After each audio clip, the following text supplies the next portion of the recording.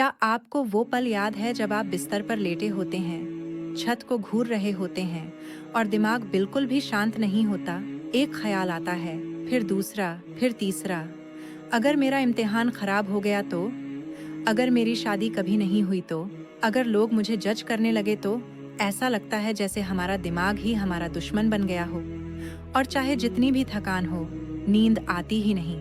लेकिन जो बात किसी ने हमें नहीं बताई, कुरान ने इस मसले का पहले ही जिक्र किया है और इलाज भी बताया है। थोड़ा मेरे साथ रहिए, क्योंकि अगले कुछ मिनटों में आप जानेंगे कि कैसे अल्लाह के कलाम की रोशनी से दिमाग के तूफान को खामोश किया जा सकता है। हम 2025 में जी रहे हैं, एक ऐसा दौर जहां सिर्फ शोर ही शोर है। फोन की घंटियां, नोटिफिकेशन, डेडलाइन, पैसे, रिश्ते, सोशल मीडिया की वीडियो, और हमारा दिमाग कभी नहीं रुकता। साइकोलॉजिस्ट इसे ओवरथिंकिंग कहते हैं, लेकिन कुरान इसे एक और गहरी चीज बताता है, शैतान के वसवसे। अल्लाह फरमाता है, शैतान तुम्हें गरीबी से डराता है और गुनाहों की तरफ बुलाता है, जबकि अल्लाह तुम्हें अपनी माफी और रहमत का वादा करता है। क्या आप पैटर्न देख रहे हैं? हमारी सोच हमेशा क्या होगा अगर से शुरू होती है। क्या होगा अगर मैं सब कुछ खो दूं? क्या होगा अगर मैं काबिल न हुआ?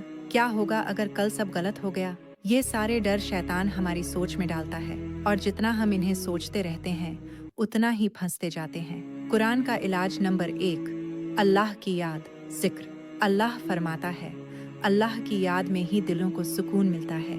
हमारा दिमाग पानी जैसा है, जब शैतान इसमें पत्थर फेंकता है तो लहरें उठती हैं। जिक्र वो चीज है जो इस पानी को फिर से सुकून देता है। बस सुभान अल्लाह, अल्हम्दुलिल्लाह, अल्लाहू अकबर कहना ही इंसान को रीसेट कर देता है। इलाज नंबर 2, इस लम्हे पर फोकस करो। अल्लाह फरमाता है, जिस चीज का तुम्हें इल्म नहीं, उसके पीछे मत भागो। सुनना, देखना और दिल, इन सब के बारे में सवाल होगा। हमारी ज्यादातर ओवरथिंकिंग उन चीजों पर होती है जो अभी हुई ही नहीं है। अल्लाह फरमाता है, छायाओं का पीछा मत करो, उस पल पर ध्यान दो जिसमें उसने तुम्हें रखा है। इलाज नंबर 3, डर को तवक्कुल से बदलो। अल्लाह फरमाता है, और जो अल्लाह पर भरोसा करता है तो वही उसके लिए काफी है। जब दिमाग कहे, अगर मैं फेल हो गया तो याद दिलाओ, अगर अल्लाह मेरे साथ है तो मैं हार ही नहीं सकता। ओवरथिंकिंग तब मरती है जब तवक्कुल, अल्लाह पर भरोसा बढ़ता है। मॉडर्न साइकोलॉजी कहती है, ओवरथिंकिंग कॉग्निटिव ओवरलोड है, यानी दिमाग हर खतरे के लिए पहले से तैयार रहने की कोशिश करता है। लेकिन अल्लाह पहले ही कह चुके हैं, हम पर वही होगा जो अल्लाह ने लिख दिया है। वही हमारा हाफिज है, और उसी पर ईमान वाले भरोसा करें। साइंस कहती है, ओवर थिंकिंग से एंग्जाइटी आती है।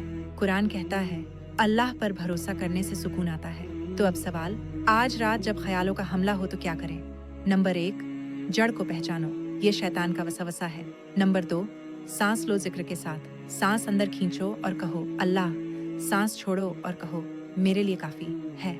नंबर 3, कम से कम एक आयत पढ़ो, ज्यादा नहीं, बस एक आयत भी बरकत लाती है। सूरह इखलास जैसी छोटी सूरह भी दिल बदल सकती है।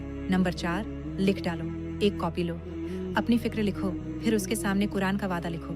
जैसे, अगर मैं गरीब हो गया तो? अल्लाह कहते हैं, अल्लाह तुम्हें अपने फजल से मालामाल कर देगा। याद रखो, ओवरथिंकिंग शैतान का सबसे पसंदीदा जाल है। वो तुम्हें तुम्हारे ही ख्यालों में कैद कर देता है ताकि तुम अल्लाह को भूल जाओ। लेकिन कुरान तुम्हें आजाद करता है, जिक्र से, तवक्कुल से और सुकून से। तो अगली बार जब रात के 2 बजे दिमाग खामोश न हो रहा हो, याद रखना, तुम्हें अपने दिमाग पर ज्यादा कंट्रोल नहीं चाहिए, तुम्हें अल्लाह से ज्यादा कनेक्शन चाहिए। और जब तुम अल्लाह से जुड़ते हो, शोर अपने आप खत्म हो जाता है। वीडियो अच्छी लगी हो तो शेयर, सब्सक्राइब जरूर करना। अल्लाह हाफिज।